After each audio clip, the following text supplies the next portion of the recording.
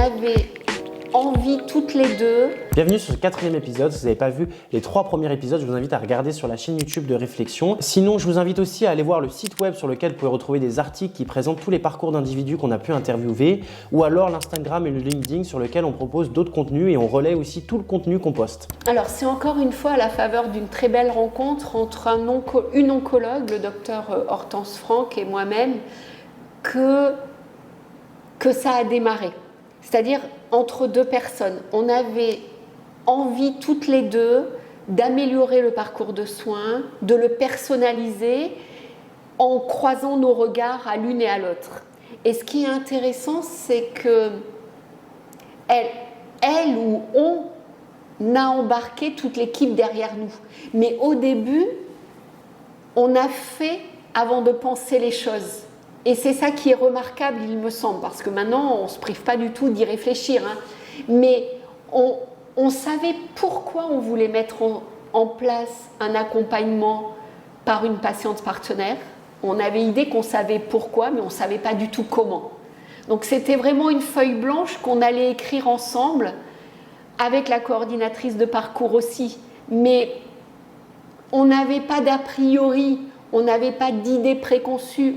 On n'avait pas la théorie. C'est maintenant qu'on est en train de construire la théorie en documentant ce que l'on fait. C'est-à-dire que ce qui est important, c'est que ce que l'on pressent de façon empirique, il faut le montrer, le démontrer de façon scientifique. Il n'est pas question de dire seulement je pense que je fais du bien aux patientes nouvellement diagnostiquées en parlant avec elles.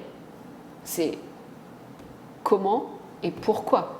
Et puis il faut aller voir ces patientes qui ont été accompagnées et travailler avec elles sur le pourquoi et le comment. Voilà. Donc aujourd'hui, on en est à une phase, ça fait 4 ans et demi déjà, puisque ça a commencé en janvier 2018. Il y a même une deuxième patiente partenaire qui a rejoint l'équipe.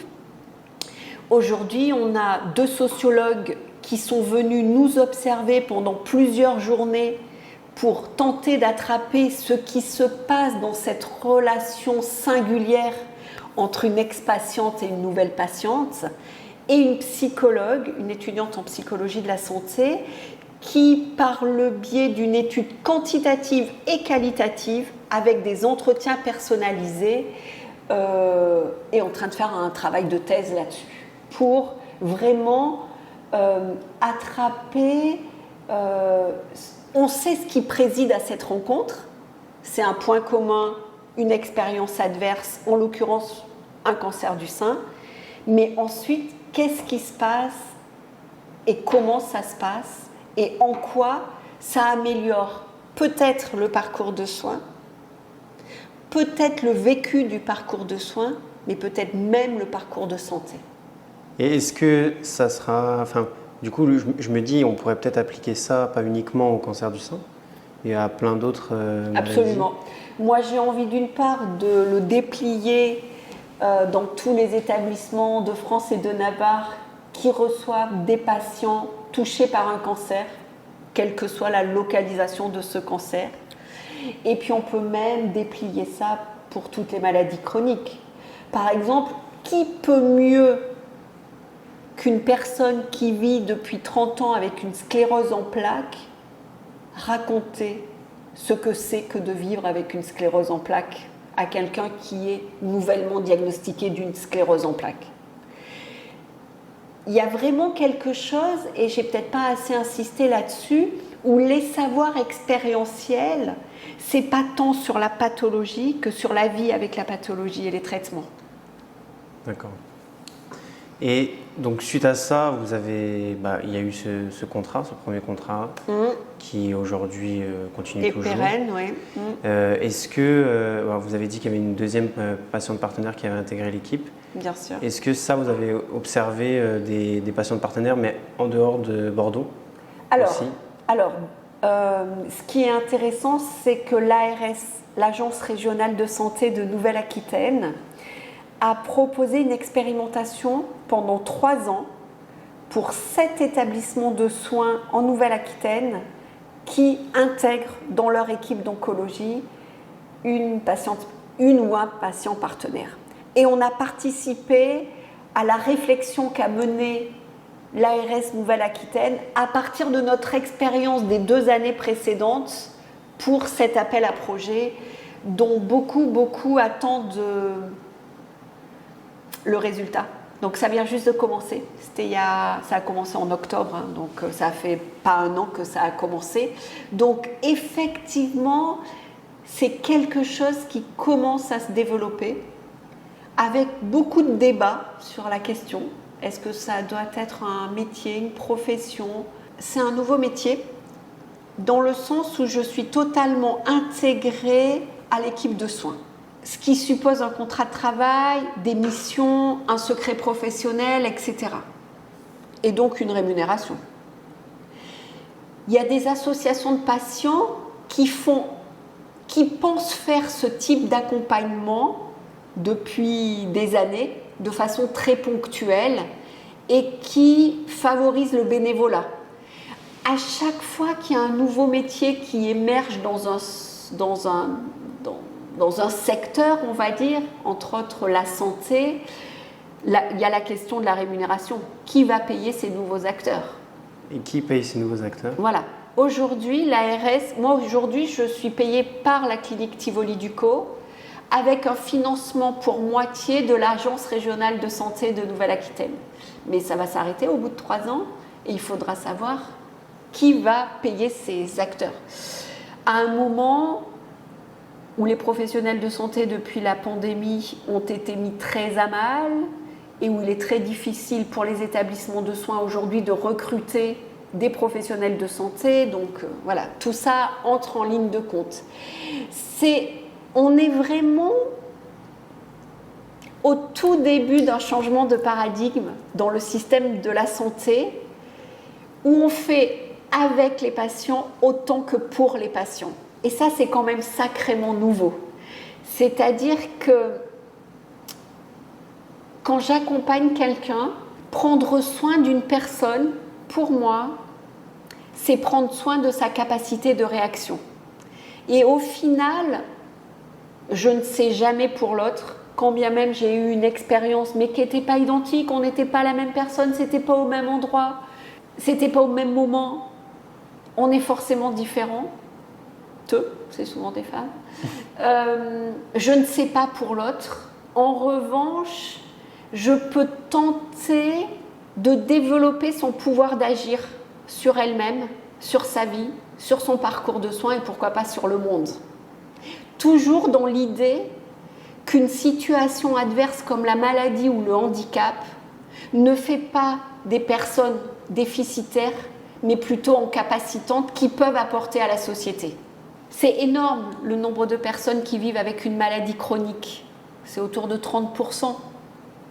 Ce sont des personnes qui peuvent apporter à la collectivité. Parce qu'à l'occasion d'une situation d'adversité comme la maladie, on acquiert des savoirs, des compétences, encore une fois, que l'on peut mettre au service des autres, pour que l'expérience de chacun soit améliorée. Il y a vraiment ça.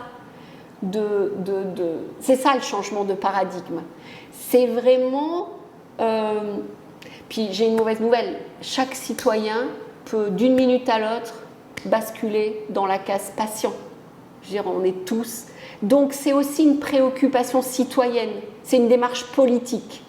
De faire que chaque citoyen et chaque patient puisse être contributeur dans un système de santé de par son expérience.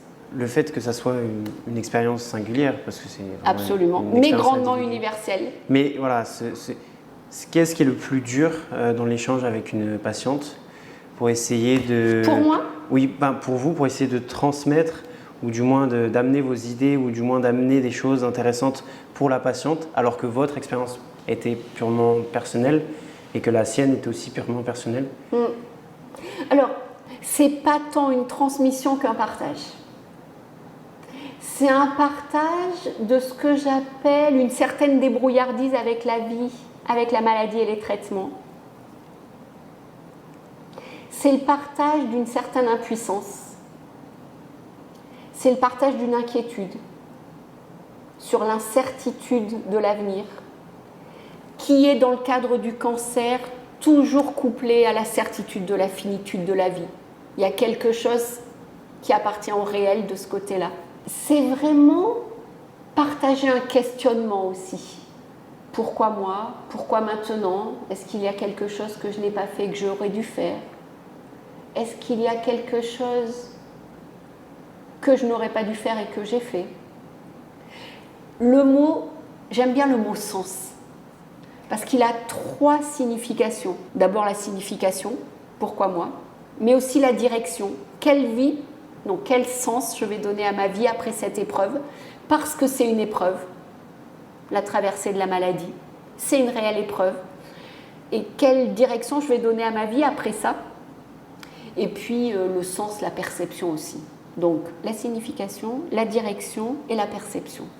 Et dès le départ d'un diagnostic d'une maladie potentiellement mortelle comme est le cancer, il y a ces questionnements. Et en fait, il s'agit vraiment de les partager. Je n'ai quasiment jamais la réponse pour l'autre. Mais ensemble, on chemine et peut-être qu'il y a un tout début de trajectoire qui va s'amorcer. Alors que souvent, on a idée ou on a peur que l'annonce d'une maladie ou d'un handicap nous assigne à une position dont on ne pourra plus bouger. C'est probablement le début d'une toute nouvelle trajectoire. Est-ce que le fait de devenir patient partenaire, ça a donné du sens à ce qui m'était arrivé? Oui, probablement. Probablement qu'il y a aussi une démarche personnelle, au-delà de la préoccupation éthique et de la démarche politique. Il y a quelque chose de personnel dans le sens où c'est faire quelque chose de bien pour les autres à partir d'un putain de cancer qui rend encore vulgaire. D'accord. Et est-ce qu'il y avait des points communs avec votre ancien métier, orthophoniste, oui. Sachant qu'en plus, vous ne l'avez pas arrêté de suite. Ouais. Vous avez dit, c'est même récemment que vous avez mis en pause cette étape-là. Ouais. Oui, parce qu'au final... Déjà, vous l'avez vraiment mis en pause ou vous l'avez définitivement mis de côté? Alors, j'ai quitté l'établissement dans lequel je travaillais comme orthophoniste. En revanche, orthophoniste un jour, orthophoniste toujours. Et je continue à pratiquer l'orthophonie seulement 2 heures par semaine avec des femmes à la suite d'un traitement par chimiothérapie qui ont une plainte d'ordre cognitif. Et ça, c'est un des effets secondaires dont on parle assez peu. Le principal coupable, c'est la chimiothérapie, mais pas seulement. Il y a aussi les traitements anti-hormonaux. En tout cas, il y a la mémoire, l'attention, la concentration, et puis ce qu'on appelle, nous, les orthophonistes, les fonctions exécutives de haut niveau, qui peuvent être altérées suite à un diagnostic, suite à une chimiothérapie. Et donc, j'aime beaucoup, beaucoup cette idée que je ne fais pas l'économie des savoirs académiques que j'avais avant d'être désignée comme malade. Et ces savoirs antérieurs à la maladie, hybridés, conjugués, mélangés, croisés avec les savoirs expérientiels issus de la vie avec la maladie, font que je propose un atelier de remédiation cognitive à 8 femmes pendant 8 séances à raison d'une séance par semaine de 2 heures. Et j'aime beaucoup. Voilà. Et ça rentre dans le cadre de l'ISA aussi, de l'Institut du Sein d'Aquitaine. Absolument. Absolument. J'ai moi-même pâti de ces troubles cognitifs. Et quand on m'a dit, mais oui, ne vous inquiétez pas, c'est le cas de 60 à 70% des femmes qui ont une chimiothérapie. Je dis, ok, je ne suis pas la seule, mais qu'est-ce qu'on fait maintenant? Parce que identifier quelque chose comme légitime, normal, pour la plupart des gens, c'est une chose, mais après, quelle prise en soin proposer? Et autant la littérature est très plurielle, très importante sur identifier pourquoi il y a des troubles cognitifs, on est juste au début de cette prise en soin et je suis ravie d'y participer à comment proposer une prise en soin. Ouais, alors Montréal, c'est autour du partenariat en santé. Ils sont vraiment, d'ailleurs vous pourrez aller lire, c'est ce qu'on appelle le Montréal modèle. Ils ont vraiment pensé les études de médecine avec les patients porteurs d'une maladie chronique, vraiment. Ça fait combien de temps qu'eux, ils sont dans Une douzaine d'années. Ça fait une douzaine d'années. Ouais. Donc ils sont vraiment précurseurs à l'échelle mondiale sur ce, absolument. Sur ce domaine-là.